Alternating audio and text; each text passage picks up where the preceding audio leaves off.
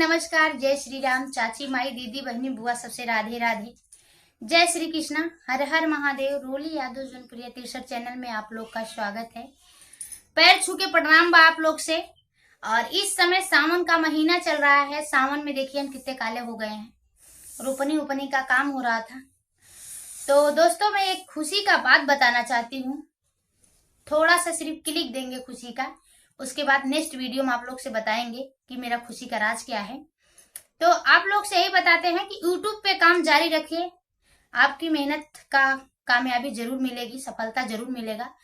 हाथी चलती जाए कुत्ता भौंके हजार, तो इसीलिए कहते हैं कि हाथी चलती जाती है कुत्ता हजार पीछे भौंकते हैं, हाथी पलटती नहीं। अगर हाथी पलट के अगर अपना बायां पैर रख दे ना तो कुत्ता परान फेंक दे। तो इसीलिए कहते हैं कि किसी के बात पे फोकस ना करिए, अपने काम पे फोकस करिए। तो आप लोग को देर ना करते हुए एक सुंदर सा प्यारा सा गीत सुनाते हैं। कमेंट बॉक्स में अपनी राय जरूर लिखना मेरे गीत के साथ साथ।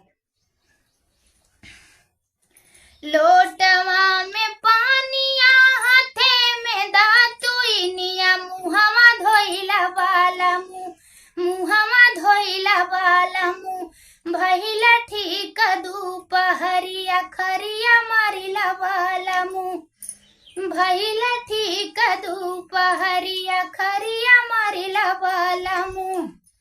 लोटवा का पानिया हाथे कदा तुइनिया, लही के हटी जा धनिया, लही के हटी जा धनिया। हमके भावई बंगलिनिया, लही के हटी जा धनिया।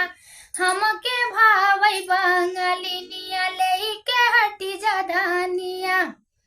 जाऊ तो है राजा भावयू है बंगालिनिया, जाऊ तो है राजा भावयू है बंगालिनी।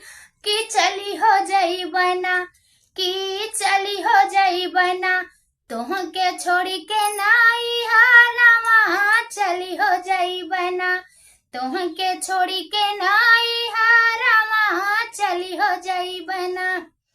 जाऊ तू धनिया जाबू छोड़ी के नाई हारामा, जाऊ तू धनिया जाबू छोड़ी के नाई हारामा।